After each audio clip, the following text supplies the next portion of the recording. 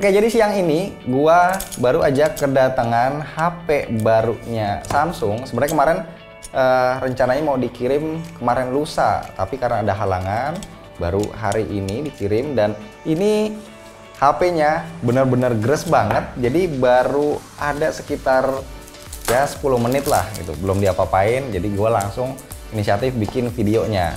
Nah, ini adalah Samsung Galaxy S20 Fan Edition.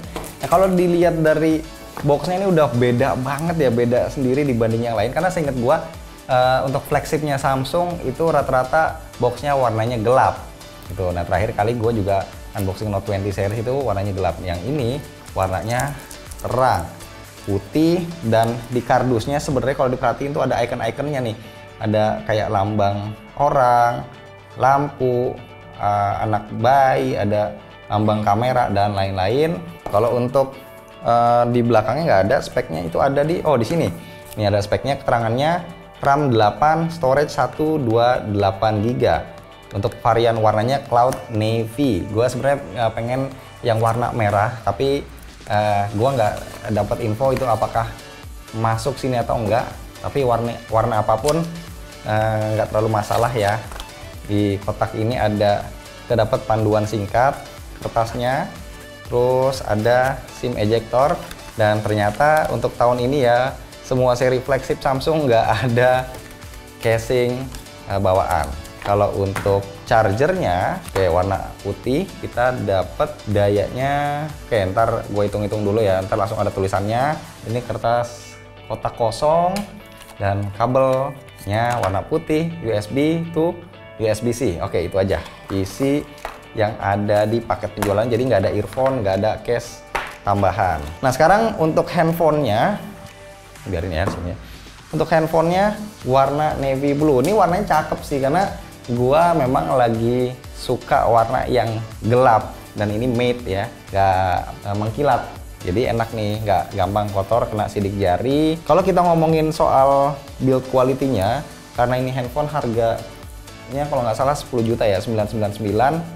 Sebenarnya masih lebih premium dibanding handphone mid range-nya Samsung, karena bini gue itu pakai Galaxy A51. Ya jelas ini lebih solid ya feel-nya, tapi memang yang banyak kemarin orang ngomongin, banyak yang underestimate ya, karena bodinya untuk backdoor-nya ini dari plastik. Tuh kedengeran sih dari bunyinya aja pas gue ketok ya, ini dari plastik ya. Tapi plastiknya pun ya jelas ya bukan plastik yang kelihatan murahan banget gitu, tetap kelihatan ya premium juga sih. Cuma memang kalau concern dari gua untuk seri S20 termasuk S20 Fan Edition ini bukan soal material backdoornya, karena itu bisa ditutup casing. Yang jadi masalah adalah sebenarnya desainnya sih, karena menurut gua desainnya ini cenderung mirip smartphone mid range-nya Samsung. Jadi ketika kita beli handphone yang mahal, terus ya mungkin namanya kita pengen pakai dan lain-lain, kok kelihatannya jadi mirip ya gitu sama handphone mid range-nya Samsung gitu. Tapi sekali lagi S20 FE ini seharusnya adalah dibikin buat mereka yang pengen ngerasain feel performa flagship ya, experience flagship dengan harga yang lebih terjangkau dibanding flagship yang benerannya Samsung ya, kayak S20 Ultra, Note 20 Ultra, itu kan harganya belasan juta. Nah, ini cuma 999. Tapi jangan salah, walaupun ini backdoornya dari plastik, untuk tulangnya atau framenya ini tetap dari metal, jadi lebih rigid ya, lebih solid, nggak ringkih. Terus juga yang harus digarisbawahi adalah handphone ini tetap punya sertifikasi tahan air IP68, jadi sama persis seperti flagship Samsung yang biasanya yang selalu tahan air. Nah, untuk interface-nya, speakernya juga dual ya, ada di bagian atas di sini dan satu lagi di bawah. Terus juga ada USB-C portnya pastinya ya. Terus untuk tombol power dan juga volume rocker ada di sebelah kanan. Kalau di sebelah kiri, oke ternyata kosong. Dan di sini ya, di bagian atas ini ada slot kartunya. Oke, sekarang gua akan langsung nyalain handphonenya.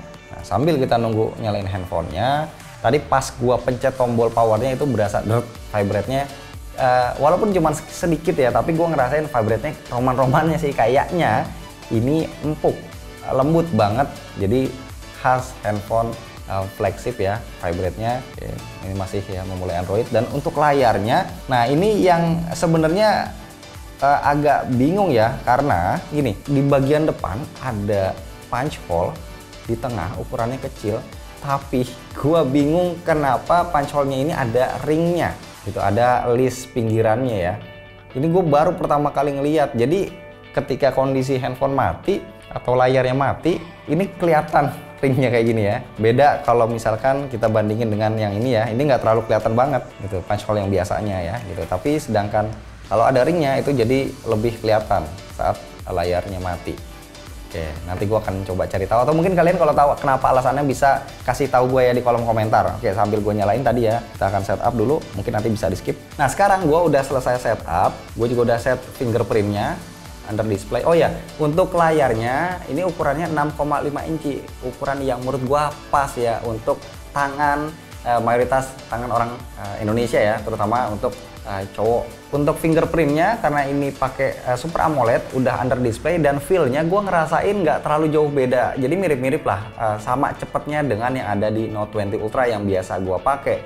Nah cuma gini, setelah dinyalain gue ngerasa layarnya terasa cukup ya, tebel bezel atas dan juga bezel bawahnya. Jadi mungkin ini juga sengaja ya sebagai penanda, karena ini kan adalah flagship, bisa dibilang flagship yang disunat atau dipangkas fitur-fitur atau teknologinya ataupun desainnya gitu. Jadi gak heran untuk layarnya juga pastinya nggak akan semewah flagship Samsung yang harganya belasan juta. Nah ini yang penting, lebih penting daripada bezel layarnya, yaitu refresh rate-nya. Jadi kita bisa pilih persis seperti flagship benerannya Samsung yang harganya belasan juta, ada 60 dan juga ada 120 Hz. Gua akan pakai yang 120 Hz. Kalian bisa lihat ya, ini smooth banget. Oke, mantap. Nah, untuk layarnya juga ini udah ketempel anti gores bawaan. Jadi udah kepasang nih. Tuh ya. Cuma ini bukan yang tempered, anti gores biasa. Walaupun nih agak lucu sih, masangnya agak kurang presisi ya, nggak terlalu presisi ya. Mungkin ini buru-buru kali orang yang masangnya. At least kita nggak usah beli anti gores lagi. Sekarang kita akan cek hardware-nya. Gue udah install AIDA. Untuk CPU-nya, karena ini adalah handphone yang sejatinya flagship yang dipangkas, tapi untungnya yang dipangkas bukan hardware-nya, karena kita masih dapat chipset Exynos 990, which is ini sama seperti S20 Ultra dan Note 20 Ultra, nggak ada penurunan performa, udah 7 nanometer. Sementara kalau kita lihat buat RAM-nya ini 8 GB ya. Yang efektif adalah 7,5 GB, dan secara default nggak jalanin banyak aplikasi, sisanya adalah 4 GB. Jadi yang kepake itu sekitar 3,5 GB ya untuk sistem, dan storage-nya ada 128 GB, nggak ada pilihan lain. Jadi untuk Indonesia dapat 8128 GB, menurut gue ini udah ya cukup oke lah, nggak terlalu kecil-kecil banget ya. Lanjut, kita akan setel musik ya. Tadi gue bilang speakernya dual, dan kita akan buktikan sekarang.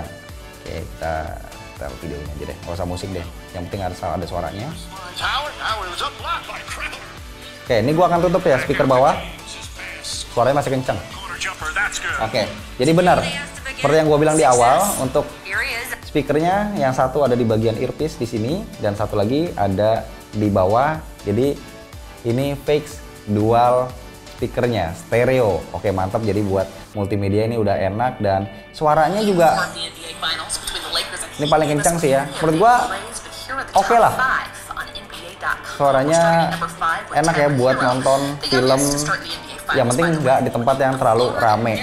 Oke, dan sekarang gua akan coba untuk nyetel video HDR ya di Netflix itu. Kayaknya kemarin kita nyetel di Netflix kena ini ya, license ya. Jadi balik ke YouTube aja deh. Ini dah. Oke,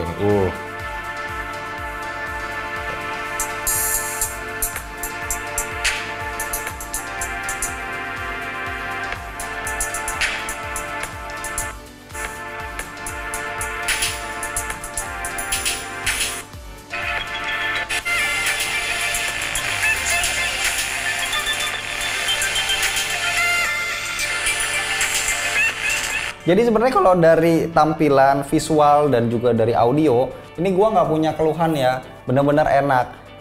Walaupun memang kalau soal kenyamanan ketika kita bandingin dengan S20 Ultra ataupun Note 20 Ultra yang layarnya melengkung, kita akan ngerasa kurang imersif ya, kurang mewah pengalamannya. Tapi sekali lagi kita juga harus ingat karena harganya beda cukup jauh. Jadi di sini Samsung coba nawarin kita opsi kalau kita pengen ngerasain performa flagship dan juga ada beberapa fitur flagship tapi budgetnya terbatas. Ini adalah salah satu tawaran dari Samsung yang bisa dipertimbangkan, tapi tentunya dengan beberapa fitur yang dipangkas tadi ya. Nah, satu hal yang bikin gua penasaran dari sebuah S20 Pen Edition adalah kameranya. Jadi kita lihat di belakang, kameranya ini terlihat cukup sederhana ya, karena biasanya kalau di seri yang Ultra itu kan nonjolnya gila, gede banget, tebel banget. Tapi di sini tonjolannya tipis dan kameranya kelihatan sederhana banget.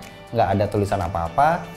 Ada 3 modul kamera ditemenin sama LED flash, dan setup kameranya itu 12 megapiksel itu lensa yang utamanya, ada dual PDAF, ada OIS-nya. Terus yang kedua ada lensa 8 megapiksel, ini telefoto 3 kali optical zoom, dan yang ketiga ada lensa 12 megapiksel lagi tapi untuk ultra wide. Nah, sekarang kita akan coba ya kameranya. Oke, nah ini interface-nya ya, seperti biasa pasti masih sama nih, ada menu single take juga di sebelah paling kiri. Ini di sini untuk ganti-ganti lensanya ya, ultra wide. Oke, ini persis banget sih sama ya untuk settingnya.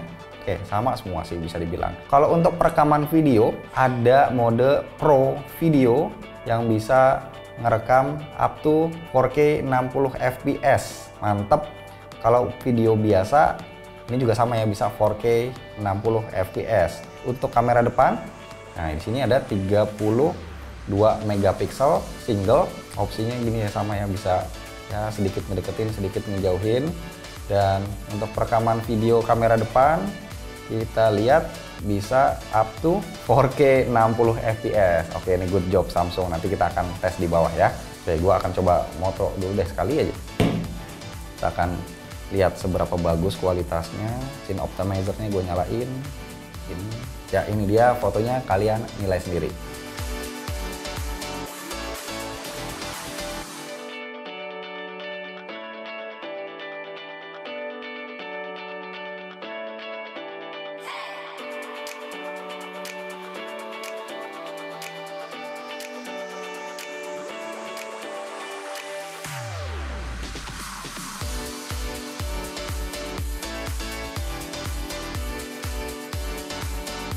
Ya, ini adalah contoh perekaman kamera depan dari S20 FE. Ini gue settingnya di 1080 f 60 fps. Jadi di settingan ini keterangan video stabilization-nya baru bisa nyala. Tapi kalau di setting ke 4K 60 fps dia mati langsung. Kita coba bawa hari ya. Nah, ini adalah contoh 4K 60 fps-nya dari kamera depannya. Kita coba bawa agak lari-lari dikit. Nah, ini contoh kamera belakangnya yang disetting ke 4K 60 fps. Nah, tapi kalau kamera belakangnya ini video stabilisasinya bisa on dengan 60 fps ya. Sekarang coba lari. Dan ini dengan super steady on. Jangan ditanya lagi ya kalau udah super steady on, karena resolusinya itu turun jadi 1080 dan fps nya hanya 30 fps aja. Udah pasti stabil ini, mau dibawa lari juga.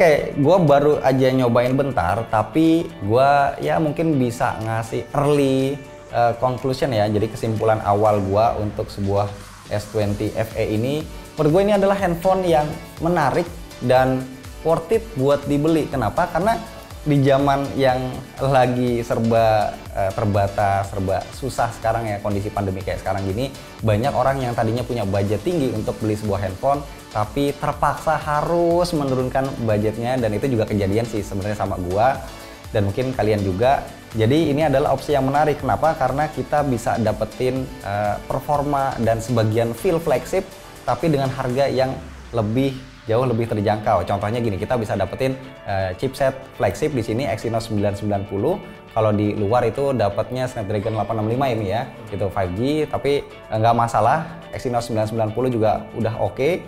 Terus kita bisa dapat storage 128 GB udah UFS 3.1.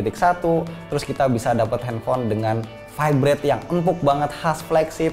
Speakernya juga udah dual stereo, dan yang nggak kalah penting, walaupun ya desainnya ini memang oke biasa banget, tapi ini bisa ditutupin casing lah. Tapi yang paling penting adalah ini udah support IP68, jadi kita nggak usah takut di musim hujan kayak sekarang ya. Di Jakarta kan lagi sering hujan ya gitu. Jadi kalau seandainya handphonenya kehujanan lagi taruh kantong bawa motor, itu harusnya nggak masalah, tetap aman. Dan S20 FE ini bisa jadi senjata Samsung buat ngelawan pesaingnya. Misalkan kayak gini ya, iPhone itu punya seri yang murah, iPhone SE, terus juga Pixel ya sekarang lagi gencar yang ngeluarin handphone lebih terjangkau. Jadi mereka udah ya sementara pensiun ya, nggak ngeluarin flagship lagi. Jadi dengan adanya S20 FE ini bisa membunuh para pesaingnya, karena iPhone SE itu desainnya lebih jadul daripada ini. Terus juga kalau untuk Pixel, walaupun kameranya ya di atas kertas kayaknya oke, tapi dengan harga Pixel itu berapa nih harganya? 699. Pixel $699, kalau FE ini di US 600, 599. Sama sebenarnya. Oh sama. Ada beberapa deal yang ngasih diskon. Taruhlah harganya sama, tapi bisa dapat spek chipset yang lebih tinggi, layar yang lebih gede, terus juga baterai yang lebih gede. Terus kameranya ya mungkin memang bisa dibilang nggak setajam Pixel ya gitu, tapi not bad. Dan fitur-fitur lainnya ya yang tadi gua bilang kayak tahan air itu ada gitu. Jadi menurut gua ini adalah handphone yang worth it buat dibeli, terutama buat kita yang lagi terkena dampak pandemi. Dan thank you sekali lagi buat Samsung yang udah ngirimin handphone ini. FYI, handphone ini nanti nggak diminta balik, jadi gua dikasih. Dan mungkin gua akan kasih buat bini gua, jadi biar gua dan bini gua sekeluarga itu Samsung semua. Oke, thank you. Ini Samsung semua loh. Ini juga Samsung. Family ya. Samsung family ya. Family apa fanboy nih?